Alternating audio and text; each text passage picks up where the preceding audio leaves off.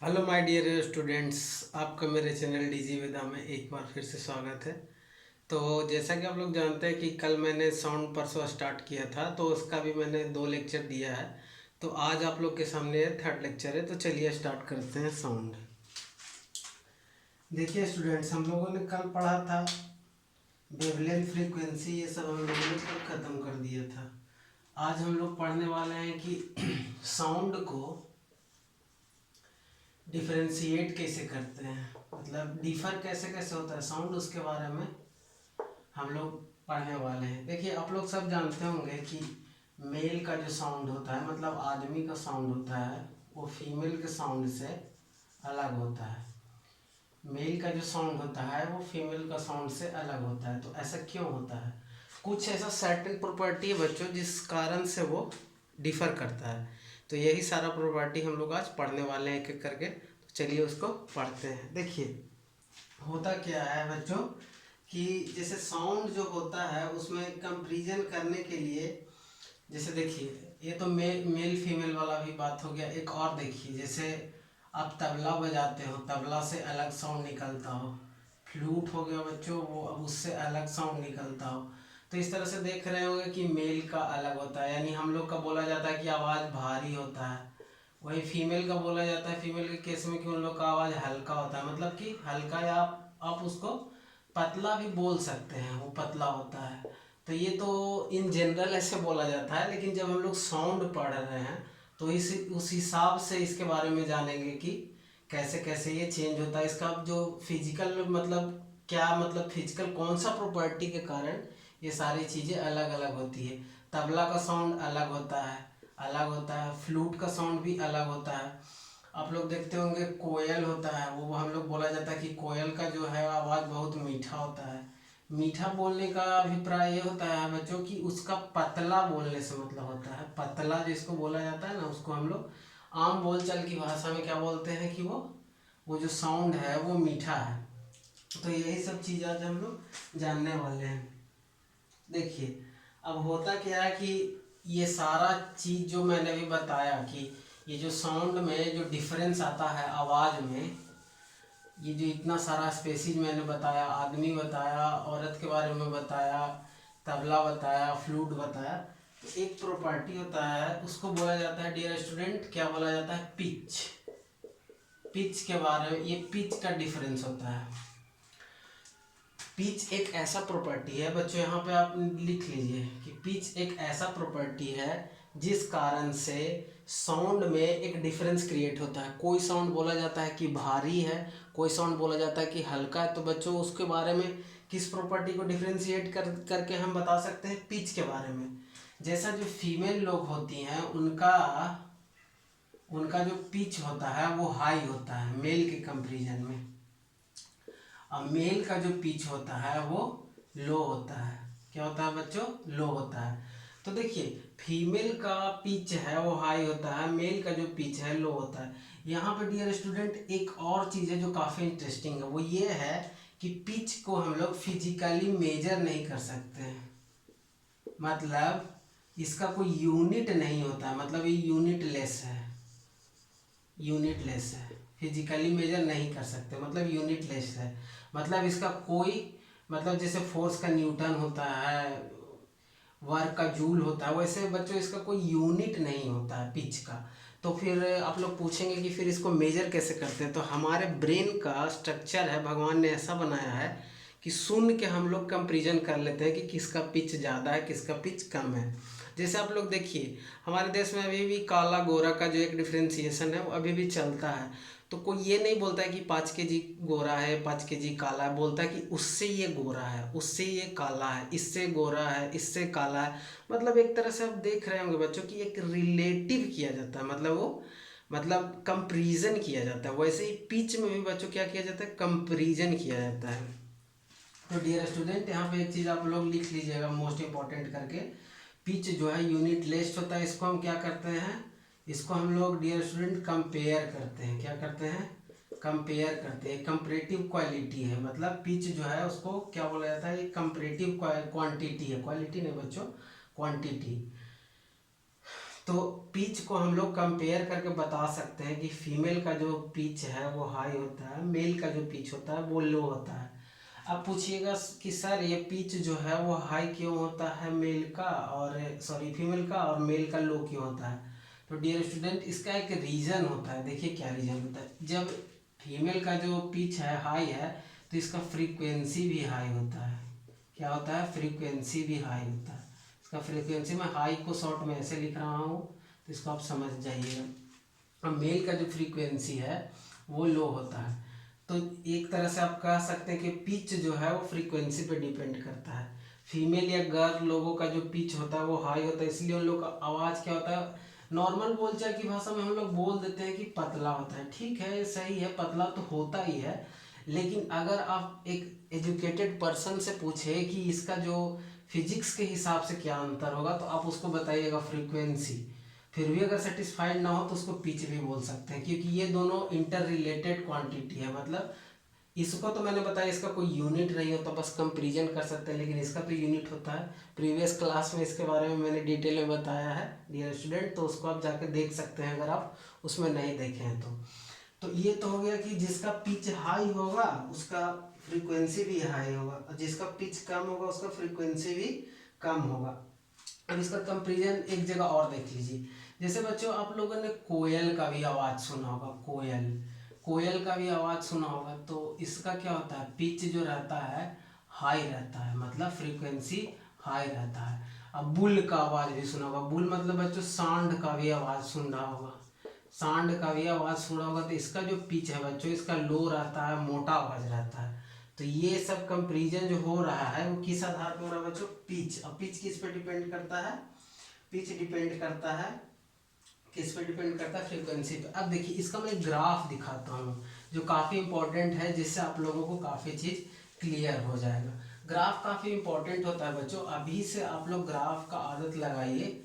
जब आप ग्राफ से चीज़ों को समझने लगते हैं तो क्या होता है कि आप उसको फिर भूलते नहीं हैं। जैसे मैं अभी बताऊंगा कि साउंड वेव का जो पिच है वो कैसे डेंसिटी और डिस्टेंस के साथ वेरी करता है। तो चलिए ग्राफ प्लॉट करता हूँ, उसमें मैं आप लोगों को बताऊंगा। देखिए होता क्या है कि देखिए अगर डेंसिटी डेंसिटी मतलब क्या होता है बच्चा, डेंसिटी मतलब बच्चों घनत्व होता है। तो देखिए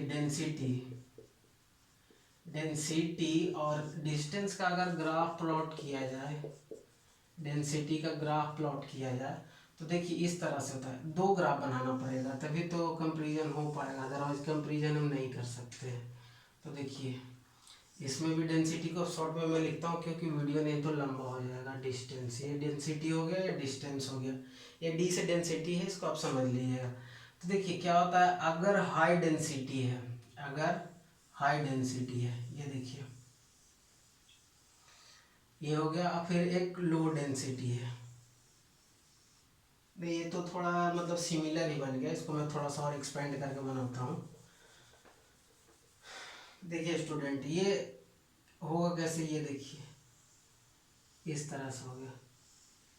देखिए यहाँ पे क्या हो रहा है, नंबर ऑफ ऑसिलेशन मतलब दोलन, दोलन ज़्यादा हो रहा है। जैसे आप लोग सब जानते होंगे कि जब हम लोग बोलते हैं या अगर मुंह है यहाँ से बोलते हैं तो यहाँ पे जो एयर मॉलिक्यूल है वहाँ पे ये क्या होता है, प्रेशर जनरेट होता है। तो प्रेशर के कारण ये जो प्रेशर ये जनरेट हुआ है एयर मॉलिक्यूल पे, इसी को हम लोग डेंसिटी, इसी को हम लोग यहाँ पे डेंसिटी बता रहे हैं। डेंसिटी के कारण जो प्रेशर जनरेट हो रहा है, प्रेशर के कारण, यह दोनों इंटर रिलेटेड चीज़ है। और ये देखिए डिस्टेंस के साथ क्या होता है, ये डेंसिटी घटते जाता है। इसको आप कैसे सोच सकते हैं, एक दोस्त आपके कान में बोले तो आराम से सुन सकते हैं, वही दोस्त सेम इंटेंसिटी में थोड़ा दूर जाकर बोले तो आप उसको आसानी से नहीं सुन सकते हैं।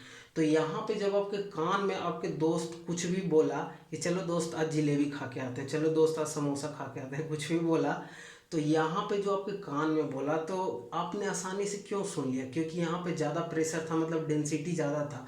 लेकिन वही स्टूडेंट जब अगर दूर से वो दूर जाकर बोला, मतलब डिस्टेंस हो गया, तो डिस्टेंस के साथ क्या हो जाता है, प्रेशर कम जाता है, तो वहाँ से चलो जलेबी खा के आते हैं, वही धीरे से बोलेगा ना तो आप सुन नहीं पाइएगा।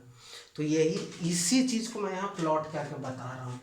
ये डेंसिटी जो है डिस्टेंस के साथ वेरी होता है। तो ये देखिए ये जो इस टाइप का जो ऑसिलेशन होता है मतलब इसमें दोलन ज़्यादा है, तो ये क्या होता है, ये लो पिच में होता है। ये क्या होता है बच्चों, ये लो पिच में होता है, लो पिच में होता है। और जब जब ये हाई पिच में हो जाएगा, क्योंकि देखिए फ्रीक्वेंसी बढ़ गया ना, यहाँ पे फ्रीक्वेंसी बढ़ गया, क्योंकि कल मैंने आपको क्या बताया था, कल मैंने बताया था फ्रीक्वेंसी बराबर 1 बटा टाइम, ये बताया था। आवृत्ति बराबर 1 बटा आवर्तकाल। तो जब नंबर ऑफ ऑसिलेशन ज़्यादा होगा तो आवर्तकाल कम होगा, तो जब आवर्तकाल कम होगा तो फ्रीक्वेंसी ज़्यादा होगा। यहाँ से आप समझ सकते हैं, मैथमेटिकली समझिए। यहाँ पे देखिए ऑसिलेशन, नंबर ऑफ ऑसिलेशन ज़्यादा है, यानी क्या है, नंबर ऑफ ऑसिलेशन ज़्यादा हो गया यानी उसका टाइम पीरियड कम हो गया। नंबर ऑफ ऑसिलेशन ज़्यादा हो गया यानी टाइम पीरियड कम हो गया। टाइम पीरियड है फ्रीक्वेंसी से इन्वर्सली, मतलब वित्त में रिलेटेड है, व्युत्क्रमानुपाती करुणापाती जिसको हिंदी में बोलते हैं। तो जब टाइम पीरियड घट गया तो फ्रीक्वेंसी बढ़ जाएगा। यहाँ पे देखिए, यहाँ पे भी फ्रीक्वेंसी बराबर क्या होता है बच्चों, 1/t। तो यहाँ पे देखिए फ्रीक्वेंसी कम है, देखिए यहाँ पे कितना वेव दिख रहा है, वेवलेंथ 2 ही दिख रहा है। तो यहाँ पे देखिए जो फ्रीक्वेंसी है वो क्या हो गया, कम हो गया। यहाँ पे देखिए ना, यहाँ पे कितना वेवलेंथ हो गया, बहुत सारा वेवलेंथ है, 4 5 यहाँ पे 2 है। तो जब ये टाइम पीरियड बढ़ गया, मतलब ये आवर्तकाल बढ़ गया तो फ्रीक्वेंसी घट जाएगा। तो ये क्या हो गया, ये जो हायर पिच वाला का है वो ये प्लॉट है, और जो लोअर पिच वाला का है ये प्लॉट है। तो अगर कोई फीमेल बोलती होगी तो उसका जो कंपन रहता है वो इस टाइप का ज़्यादा होता है, उसका दोलन ज़्यादा होता है। लेकिन मेल के केस में, बुल के केस में, जो सांड वाला जो बताया बच्चों, उसके केस में ऐसा ये कुछ ग्राफ प्लॉट होता है। और ये तो मैंने आपको क्लियर कर दिया कि डेंसिटी और डिस्टेंस के बीच में, मतलब घनत्व, मैं इसको लिख देता हूँ। ऐसे तो इतना सब लोग इतना हिंदी जानते ही हैं, घनत्व और दूरी के बीच में अगर ग्राफ प्लॉट किया जाए तो इस तरह का ग्राफ मिलता है। तो ये तो हो गया पिच के बारे में। पिच जो है किस पे डिपेंड करता है बच्चों, पिच जो है फ्रीक्वेंसी पे डिपेंड करता है। पिच यहाँ पे मैं स्टार मार्क करके लिख देता हूँ, पिच डिपेंड्स ऑन फ्रीक्वेंसी। इसको आप अपने नोटबुक में स्टार मार्क करके लिख लीजिए। ये आपके एग्जाम में कहीं ना कहीं डायरेक्ट आपके क्या आ जाएगा, डायरेक्ट आपके ऑब्जेक्टिव के रूप में आ जाएगा, तो उसको आप स्टार मार्क करके लिख लीजिए। तो ये तो था, पिच जो है डायरेक्टली डिपेंड्स ऑन फ्रीक्वेंसी, क्योंकि पिच का कोई ऐसा यूनिट नहीं होता है, उसको हम लोग कंपेरिजन करते हैं। तो ठीक है, ये तो पिच हो गया। अब चलिए इसके बाद का मैं बताता हूँ, पिच के बाद अब आगे का टॉपिक डिस्कस करते हैं। यहाँ तक अगर आप लोगों को कोई दिक्कत होता है स्टूडेंट्स, तो आप मेरे को कमेंट बॉक्स में बताइए। कमेंट बॉक्स में जो भी दिक्कत हो, मेरे से अगर कुछ कम्युनिकेशन में भी अगर आप लोग को प्रॉब्लम हो रहा हो तो वो भी आप कमेंट बॉक्स में बता सकते हैं। जब तक बताइएगा नहीं तब तक मुझे पता कैसे चलेगा, शायद कुछ मिसकम्युनिकेशन भी हो रहा हो तो उसको आप बताइएगा, या तो फिर मैं उसको रिजॉल्व कर दूंगा। ठीक है बच्चों, तो आगे चलते हैं। ये तो था पिच का।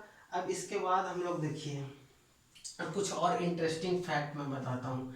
जैसे हम लोग जो बोलते हैं, जैसे आप बोलिएगा कि सिंगल फ्रीक्वेंसी कहाँ से क्रिएट होता है, मतलब ऐसा साउंड, जैसे अब बोलिए हम लोग जो बोल रहे हैं, काफ़ी इंपॉर्टेंट है, इसको आप नोट में लिखिए। हम लोग जो बोलते हैं, जो आवाज़ निकल रहा है, इसमें सिंगल फ्रीक्वेंसी नहीं होता है, ये मिक्स रहता है, बहुत सारा फ्रीक्वेंसी का मिक्स होकर निकलता है। भगवान ऐसा बनाए हैं कि मिक्स्ड फ्रीक्वेंसी, जब हम लोग बोलते हैं तो वो जो होता है वो क्या होता है, मिक्स्ड फ्रीक्वेंसी। लेकिन आप पूछिएगा कि सिंगल फ्रीक्वेंसी कहाँ पे होता है सर, सिंगल फ्रीक्वेंसी कहाँ पे होता है सर, तो मैं बताऊंगा आप लोगों को। मैंने एक ट्यूनिंग फॉर्क बताया था, इससे जो फ्रीक्वेंसी, इसको जब दोलन करने से जो साउंड निकलता है डियर स्टूडेंट, ऐसे ऐसे साउंड निकलता है, वो होता है, ये होता है सिंगल फ्रीक्वेंसी होता है। तो इसको भी आप नोट मार करके लिख लीजिए। अगर आपके ऑब्जेक्टिव में डायरेक्ट आ जाए कि जो बोल रहे हैं उसमें कितने तरह का फ्रीक्वेंसी, तो मिक्स्ड फ्रीक्वेंसी होता है, एक फ्रीक्वेंसी उसमें नहीं होता है। तो ये तो हो गया पिच और फ्रीक्वेंसी के बारे में। अब इसके बाद हम लोग चलते हैं, देखिए एक और टर्म मैं आप लोग को आज बताऊंगा, इसके बाद हम लोग पढ़ेंगे। देखिए अब ये हमारा मेन टॉपिक है, साउंड को कैसे कैसे डिफ्रेंशिएट किया जाता है। तो पहला हम लोगों ने क्या कंप्लीट कर लिया बच्चों, अब हम लोग पढ़ने वाले हैं लाउडनेस जानेंगे, लाउडनेस के बारे में क्या होता है। देखिए लाउडनेस को देखिए सबसे अच्छे तरीके से आप कैसे समझ सकते हैं, अगर आप घर में टीवी देख रहे हो और आपका साउंड कम हो, तो आप रिमोट लीजिएगा, वॉल्यूम का बटन दबा के उसको बढ़ा दीजिएगा। तो यहाँ पे जो ये वॉल्यूम बढ़ाने का जो काम कर रहे हैं, एक्चुअली में आप कर क्या रहे हैं, ये आप लाउडनेस को बढ़ा रहे हैं। तो इसको आप हमेशा कोरिलेट करके याद रखिएगा, यही लाउडनेस है। मतलब जब आप वॉल्यूम बढ़ा दिए यानी आप लाउडनेस बढ़ा दिए। अब देखिए, ये तो लेमन टर्म में आप लोग को मैं समझा दिया ताकि आप लोग को ये याद रह सके। अब मैं बताता हूँ कि इसको आप टेक्निकली कैसे समझ सकते हैं, फिजिक्स के भाषा में कैसे समझ सकते हैं।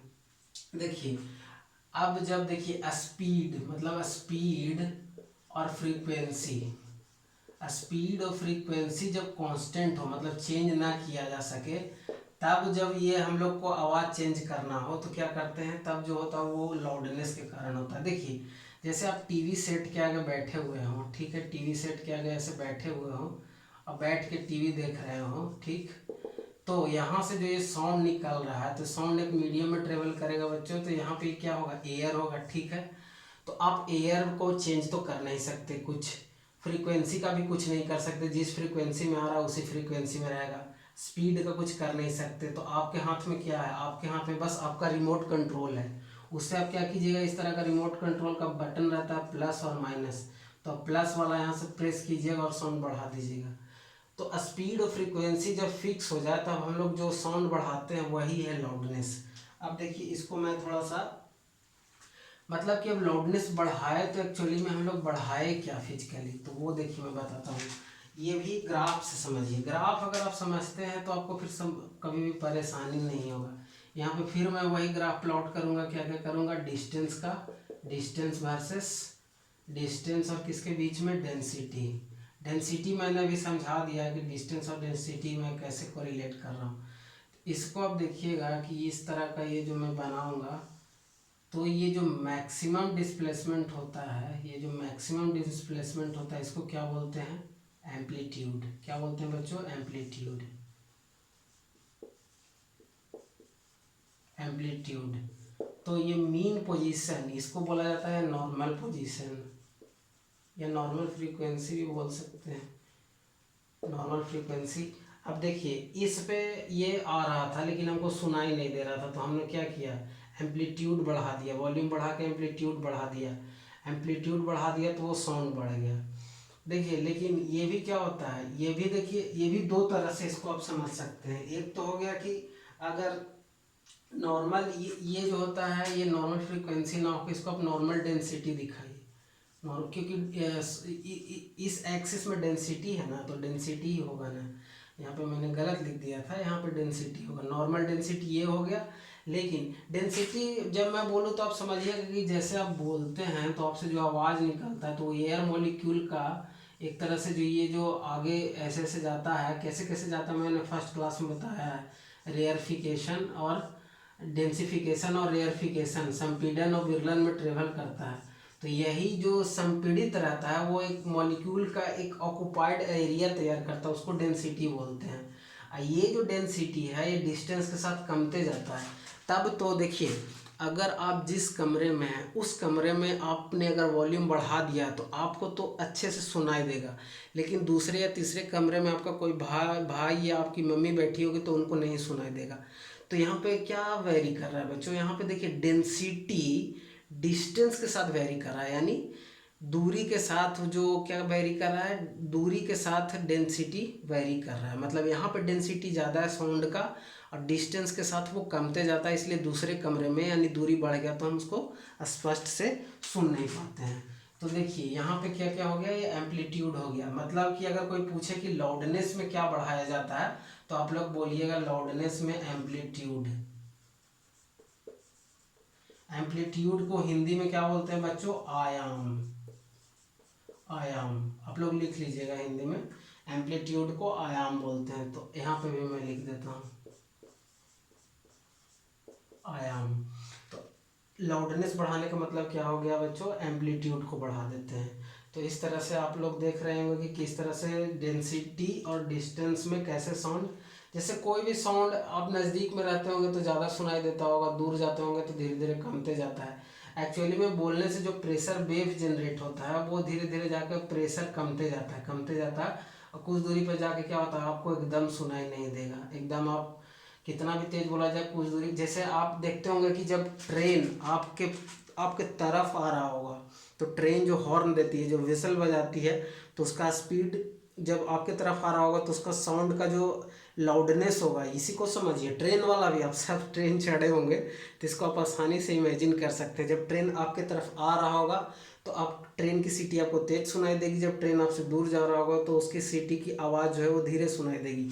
तो यही लाउडनेस है। तो वो हो क्या रहा है बच्चों, जब ट्रेन मेरे पास नज़दीक आ रहा है तो जो साउंड के कारण जो प्रेशर जनरेट हो रहा है बच्चों, उसका ज़्यादा डेंसिटी है तो बढ़ते जा रहा है। जब दूर जा रहा है तो डेंसिटी घटते जा रहा है, डेंसिटी यानी घनत्व। तो ये तो हो गया लाउडनेस के बारे में। लाउडनेस किस चीज़ पर डिपेंड करता है बच्चों, तो इसको आप लिख लीजिए स्टार मार के। लाउडनेस है वो एम्पलीट्यूड पे डिपेंड करता है। एम्पलीट्यूड अगर बड़ा होगा, बढ़ा देंगे तो लाउडनेस बढ़ जाएगा, एम्पलीट्यूड अगर घटा देंगे तो लाउडनेस घट जाएगा। तो ये तो हो गया लाउडनेस के बारे में। ये अभी हम लोग किस सब टॉपिक में पढ़ रहे थे कि साउंड को कैसे कैसे डिफ्रेंशिएट किया जाता है। जैसे कोयल का आवाज़ हो गया, तबला का आवाज़ हो गया, बांसुरी। देखिए बहुत इंपॉर्टेंट, बांसुरी मोस्ट इंपॉर्टेंट। देखिए बांसुरी में क्या होता है डियर स्टूडेंट, कि आप लोग सब बचपन में खेल खेल में ही बांसुरी बजाए होंगे, कुछ लोग तो बाय प्रोफेशनल अभी बांसुरी बजाते हैं। तो बांसुरी में देखिए होता क्या, इस टाइप का कुछ ऐसे अरेंजमेंट रहता है। यहाँ से हम लोग मुंह लगा के इसमें फूंकते हैं, इसमें नंबर ऑफ होल्स रहते हैं, मतलब यहाँ पे छेद रहता है। तो देखिए यहाँ से जब हम लोग मुंह लगा के इसमें बजाते हैं तो यहाँ पे उंगली रखते हैं तो कुछ और आवाज़, यहाँ पे रखे बंद किए तो अलग अलग आवाज़ होता है। तो होता क्या है, देखिए प्रेशर यहाँ पे अगर हवा फूके तो यहाँ पे क्या होगा, प्रेशर ज़्यादा होगा। इसको बंद कर दिया, यहाँ से हवा निकला तो अलग तरीके का साउंड निकलेगा। अगर इसको बंद कर दिया, हवा यहीं से निकल गया तो प्रेशर कम गया तो एक अलग तरह का साउंड निकलेगा। इसको बंद कर दिए तो अलग प्रेशर जनरेट होगा तो अलग साउंड निकलेगा। तो फ्लूट में क्या करते हैं हम लोग, ऐसे ऐसे जो करते हैं एक्चुअली में वो प्रेशर को हम लोग वेरी करके अलग अलग साउंड का मजा ले रहे हैं। और कोई भी बच्चों एक चीज़ और मोस्ट इम्पॉर्टेंट, जो भी सिंगल फ्रीक्वेंसी वाला चीज़ होगा ना वो हम लोग को मोस्ट प्लीजेंट लगता है। जैसे गिटार हो गया, तबला हो गया, हारमोनिया हो गया, ये सब में से क्या होता है, हारमोनिया हो गया, ये सब में क्या होता है कि सिंगल फ्रीक्वेंसी, जितना म्यूजिकल इंस्ट्रूमेंट है अधिकांश में सिंगल या डबल निकलता है, वो हम लोग को ज़्यादा कर्णप्रिय होता है। मतलब कान को आनंदित करने वाला होता है, उसको कर्णप्रिय बोलते हैं। मतलब आपको प्लेजिंग देता है, आनंद देता है। म्यूजिक तो ऐसा चीज़ है बच्चों की सुन के आपको एकदम सूथनेस होगा, मतलब आप शांति प्राप्त कर सकते हैं। तो ये सारा चीज़ लाउडनेस पर डिपेंड होता है। तो अभी तक मैंने साउंड के बारे में दो डिफरेंट, एक पिच था एक लाउडनेस था, एक काफ़ी इंपॉर्टेंट क्वांटिटी था। अब देखिए एक चीज़ छूट रहा है बच्चों, सॉरी, यहाँ पे देखिए। अब आप पूछिएगा कि एम्पलीट्यूड का ऐसा यूनिट क्या होगा, तो देखिए इसका 3 ऐसा यूनिट होता है। एक होता है केजी पर मीटर क्यूब जो डेंसिटी का होता है, एक होता है जो प्रेशर का होता है न्यूटन पर मीटर स्क्वायर, एक होता है सिर्फ मीटर होता है। अगर हम लोग ये डिस्टेंस में, अगर डिस्प्लेसमेंट में अगर इसको मेजर करें, अगर डिस्प्लेसमेंट में मेजर करें मतलब विस्थापन में मेजर करें, विस्थापन में मेजर करें तब इसका जो ऐसा यूनिट होगा मीटर होगा। अगर प्रेशर में मेजर करें तो न्यूटन पर मीटर होगा, अगर डेंसिटी में मेजर करें तो केजी पर मीटर क्यूब होगा जो डेंसिटी का यूनिट होता है। क्योंकि ये डेंसिटी और डिस्टेंस का एक प्लॉट है। तो ज़्यादातर केस में मैं रेड में कर रहा हूँ, जो एम्पलीट्यूड अधिकांश बुक में मिलेगा वो आपका ऐसा यूनिट जो एम्पलीट्यूड का होता है वो क्या होता है, मीटर ही होता है, मीटर होता है। तो इसको आप अपने नोटबुक में लिख लीजिए। ज़्यादातर केस में आपको मीटर ही मिलेगा, लेकिन कुछ स्टैंडर्ड बुक में आपको ये भी मिलेगा कि ये भी होता है। तो ठीक है बच्चों, यहाँ तक अगर कोई दिक्कत हो तो आप कमेंट बॉक्स में मेरे से पूछ सकते हैं। चलिए इसके बाद अब थोड़ा सा अभी हियरिंग वाला एक बच गया है, वो भी काफ़ी इंटरेस्टिंग है। लेकिन आज हम लोग, अब देखिए वीडियो काफ़ी लंबा हो जाता है तो फिर दिक्कत होता है, आप लोग शिकायत करते हैं कि लंबा वीडियो नहीं बनाइए सर। तो हियरिंग वाला, जैसे आप लोग जानते होंगे कि भूकंप आने से पहले कुछ अजीब तरह का जानवर लोग रहते हैं, वो बिहेव करते हैं। तो वो सारा चीज़ रिलेटेड है साउंड से ही। तो चलिए उसको हम लोग अगले क्लास में देखेंगे। आज हम लोग इस वीडियो को यहीं तक रखते हैं। इसमें अगर कोई आप लोगों को दिक्कत आ रहा होगा तो प्लीज़ आप लोग कमेंट बॉक्स में पूछ सकते हैं कि सर ये दिक्कत है, मैं उसको बता दूंगा। टेलीग्राम पे भी आप जुड़ सकते हैं, टेलीग्राम पे भी आप जाके लिखिए DG वेदा, ये हमारे टेलीग्राम चैनल का भी यही नाम से हमने टेलीग्राम चैनल भी बनाया है। तो आप जाके टेलीग्राम में भी डीजी वेदा सर्च कीजिए, वहाँ पर्सनली आप मेरे से क्वेश्चन आस्क कर सकते हैं, मैं वहाँ पे आप आंसर दूंगा। तो एक तरह से क्वेश्चन है आंसर का एक बन जाएगा, हम लोग के बीच में कनेक्शन हो जाएगा। तो इस वीडियो को यहीं तक रखते हैं। अगर यहाँ तक आप लोगों को कोई परेशानी हो रहा हो, कोई भी दिक्कत हो रहा है, तो प्लीज़ कमेंट बॉक्स में पूछिए। तो ठीक है, वीडियो देखने के लिए बहुत बहुत धन्यवाद। आपका दिन शुभ हो।